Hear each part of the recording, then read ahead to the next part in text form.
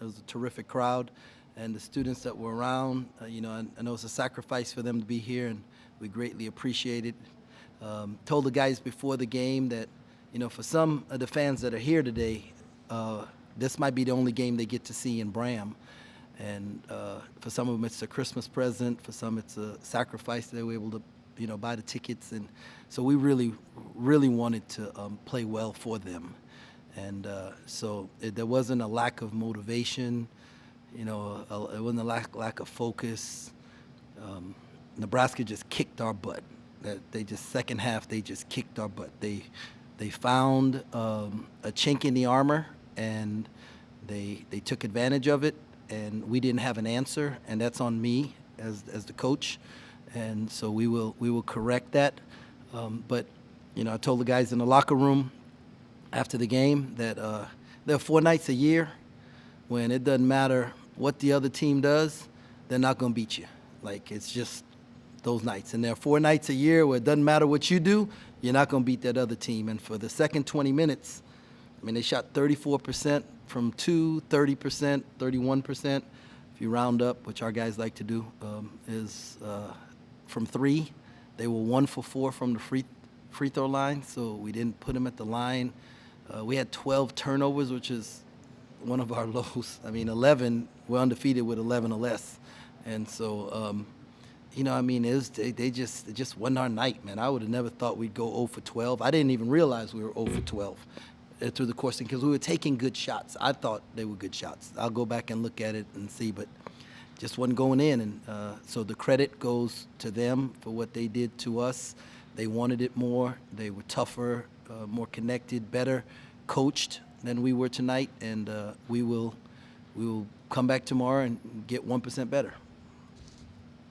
So when Nebraska's getting all the tip tries and offensive rebounds to begin the second half, what did you see effort-wise from your team, and was there something that, timing could have been better, or was it just Nebraska just being that little bit better to get those offensive boards? No, it was scheme-wise. So early in the game, we were hedging the ball screen, and Mass hit 2 pick-and-pop threes, and then I think Gary got one. And so we decided that we were going to switch the ball screens to eliminate the threes and make them shoot 2s.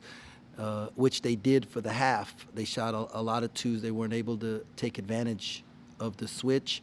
I believe at halftime they went in and said, look, we're going to get the switch, and one of the little guards is going to be on you, DeJuan Gary, and your job is to get that rebound. They planted him opposite the shot, and he went and got every single one. And so that's a scheme thing. That's something they saw, and their coaches made an adjustment, and we didn't do a good job of adjusting to that.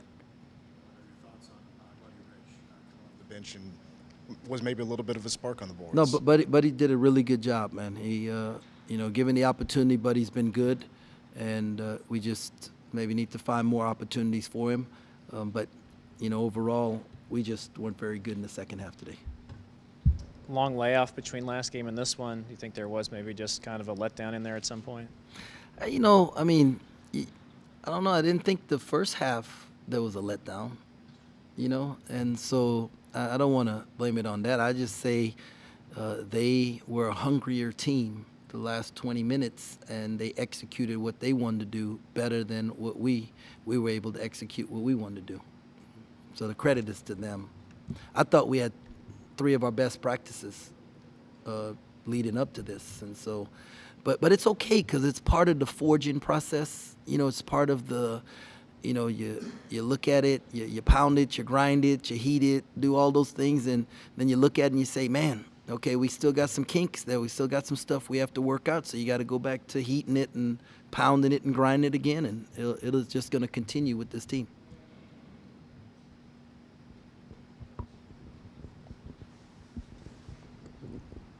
Fred Hoiberg came in here and said that he thought the difference in the first half was his team didn't play smart. And you just mentioned that you didn't think it was a lack of motivation and you had good practice. So do you think maybe the difficulties in the second half for you came on not playing smart? And if so, where would you grade your team's basketball IQ? Well, he's way smarter than I am to be able to figure out what was the problem there, you know, without watching the film. I'm going to have to go back and watch the film and see, you know, if it was smart, if it was, you know, just the ball didn't go in the hole, which I don't think that has anything to do with IQ. You know, we had pretty good three-point shooters. TP Art, who was shooting close to like over 40% coming in, 0 for 5. TP was 3 for 10. Cam was 1 for 8. I mean, those are your three best shooters taking the majority of the shots. I don't think that's a lack of IQ right there. The ball just didn't go in the hole. You know, ball's in the air. You know, good coach, bad coach, good coach, bad coach. It hits the rim and bounces out, bad coach. It goes in, good coach. You know, that's how it is. You talked about you have games like this, but how do you deal with it now afterwards? Do you try to accentuate the positive? Do you try to sort of just put it behind you, or what's the process, I guess? Yeah, we're going to learn from it. We're going to watch the film. We're going to learn from it. We're going to come up with a different scheme for a pick and pop 5 when we switch the 4-man, what we can do to help the guard rebound on the backside, and then we're going to, you know, get back in the gym and shoot. And that's how you get better. You just keep working at it. Coach, you said that on Friday that the team is coming together a little bit more. Will this performance really help the team become even closer now? Obviously, hopefully not as it's happening again. Well, you know, you hope that everyone takes it to heart, you know, and it hurts, you know, to lose, and that everybody wants to get better. I believe that's the kind of guys we have in the locker room. So we're going to first look at it as a staff, and then we're going to figure out the best way to present it to the guys. But, you know, they're going to show up. Quez is out there getting shots up right now. I'd be surprised if didn't have more guys in the gym, you know, getting up shots here tonight also. So, yeah, we're going to work at it. Our team, we got good dudes. We got good dudes, and they care about each other. Their care factor is growing, and multiple guys walked by me and apologized, and, you know, and I feel bad because we didn't give them what they needed to give them a chance to win tonight, and that's on us as a staff. What's kind of the biggest thing that David needs to do to kind of be a factor again on offensively for you guys?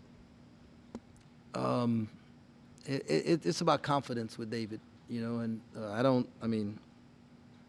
didn't think he played bad today, but you know. So, you know, he's one of the best rebounders and offensive rebounders in the country, number-wise. And so we need him to play to his strength and just keep his confidence up. He works really hard. Like, my man was made 300, night before last, 300 free throws, you know, night before last. And then last night he shot again. I mean, like, he is working at it. And at some point in time, hard work pays off. It always does. And so I believe he's going to have a breakthrough at some point in time. You know, but until then, I just need him to keep playing with energy, which I thought he did today.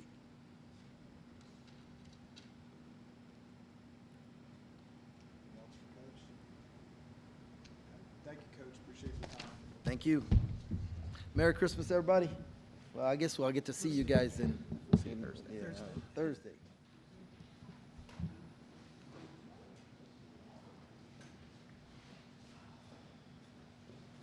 Started Christmas shopping? Well, I got my wife